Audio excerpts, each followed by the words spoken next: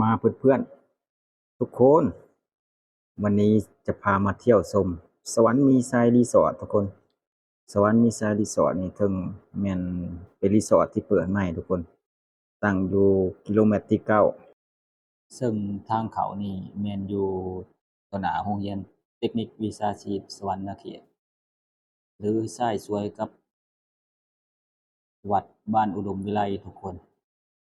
พอเดินขี่รถเข้ามา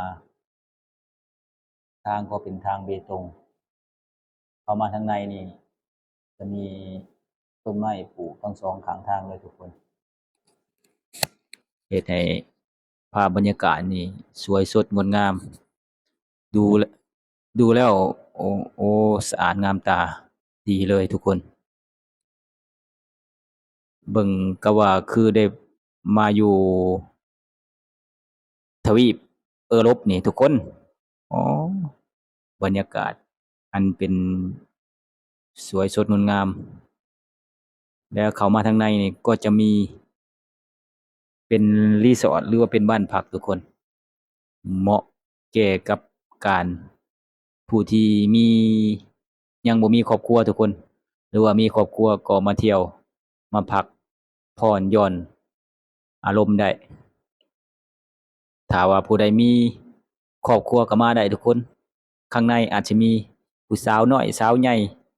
สาวเล็กเด็กแดงก็อาจจะเป็นได้เด้อทุกคนเด้ออันนี้แล้วแต่ความสามารถของไผมัน มาทุกคน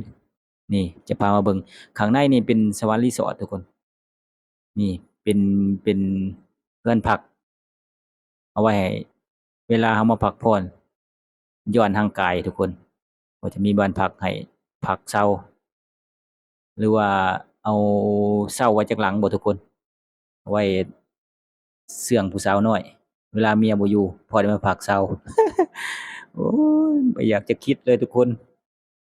มาเด้อมาเด้อแล้วต่อไปนี่จะพามาเบิ่งตัวนี้พี่น้องบ่อนเฮอพิจิวทุกคนนี่มาตามมาได้เลยตามมาได้เลยแต่ตัวนี้ยังเป็นสวรรค์ลิบ่อนพักอยู่เด้อทุกคนเด้อแต่ว่าบ่อนสร้างนี่ยังบ่ทันสำเร็จเด้อทุกคนเด้อยังเขาเจ้ากำลังกาเกียมสถานที่ตามสอบถามคนที่รับเหมาก่อสร้างหรือว่าทาสีนี่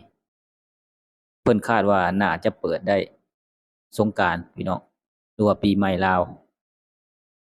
เพิ่นก็เริ่มแล้วเริ่มเร่งเริ่มเร่งกาเกียมให้ทันปีใหม่สงกรานต์ลาวเราทุกคนเด้อผู้ใดมีผู้สาวหรือว่ามีครอบมีครัวก็พามาหลิ้นมาชมได้ที่สวรรค์มีไซรีสอร์ททุกคนโอ้บรรยากาศนี่จังสีเลยทุกคนโคตรสวยสวยตอนเปิดใหม่เลยทุกคนนะ ไม่ยังคือกันงามคือกันงามตอนใหม่เก่าอาจจะบ่ฮู้เด้อทุกคนเด้อ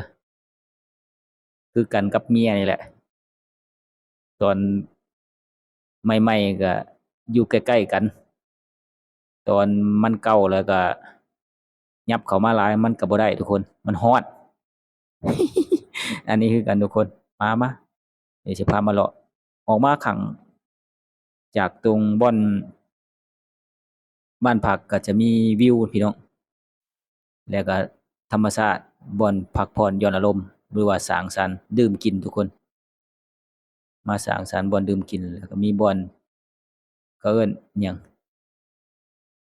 บ่อนร่าเริงทุกคนบ่อน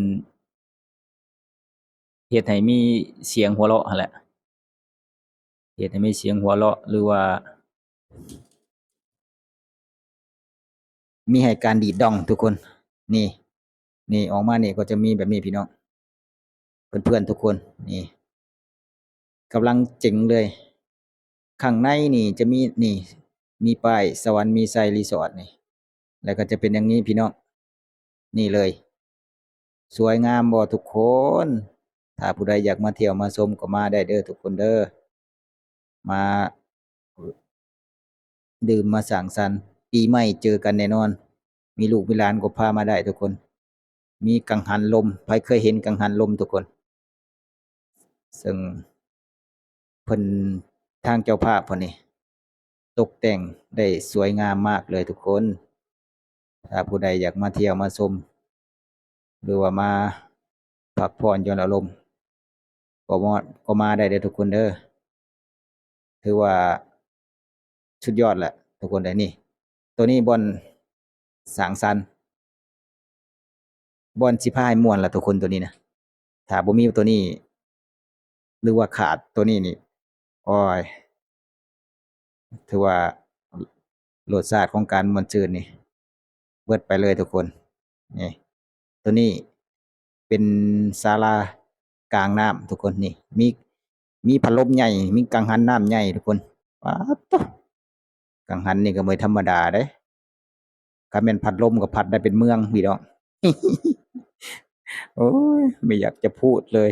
นี่ทุกคนแล้วก็มีสะพานแขนพี่น้องเกินสะพานลอยฟ้าหรือว่าสะพานแขนหรือว่าขัวไม้พี่น้อง เอาไว้ไต่มาหากันนี่ไว้ไต่ย่างย่องย่องย่องย่องมาหากันเลยทุกคนนี่มีว่าสิงพี่น้องใครเคยเห็นสิงเนี่ยใครเคยเห็นสิงปูนเนี่ยพี่น้อง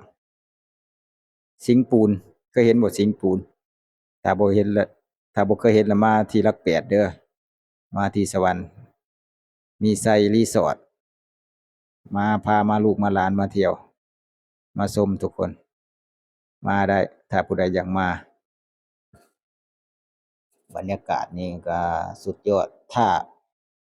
ตอนนี้ทางสวรรค์มีไซรีสอร์ทยังบ่ทันได้เปิดให้บริการเด้อทุกคนเด้อเพิ่นอาจจะเปิดช่วงปีใหม่ลาวถ้าผู้ใดมีลูกมีหลานก็พามาเที่ยวมาชมมาหลิ้นมาหัวได้ถ้าผู้ใดบ่มีลูกมีหลานถ้าผู้ใดมีครอบมีครัวหรือว่าบ่มีครอบมีครัวเป็นบ่าวสาวก็พามาได้อาจบางครั้งอาจจะได้ตับพี่น้อง หรือผู้ใดมีครอบมีครัวบ่พาเมียมาก็มาได้เด้อทุกคนเด้อบางเทื่ออาจจะเจอไกลหลง อาจจะมีการแตบๆมาชวนข้าพเจ้าก็ได้เด้อทุกคนเด้อ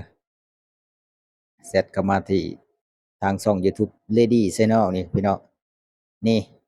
ใครเคยเห็นสิงห์พี่น้องสิงห์ปูนข้าพเจ้านี่หาได้เห็นเป็นครั้งแรกนี่แหละภาพสวยสดงดงามประตานตามจังหวะของสิงโตเด้อทุกคนนะจะบอกให้เอ้ามีของผู้บ่าวเกาหลีบัดนี้พี่น้องปาดเด้อผู้บ่าวเกาหลีก็มาบัดนี้จักมาแต่ทางใดเอ้าเท่านี้แหละทุกคนถ้าว่าถูกใจกดไลค์กดแชร์กดติดตามทางช่อง YouTube Lady Channel นี่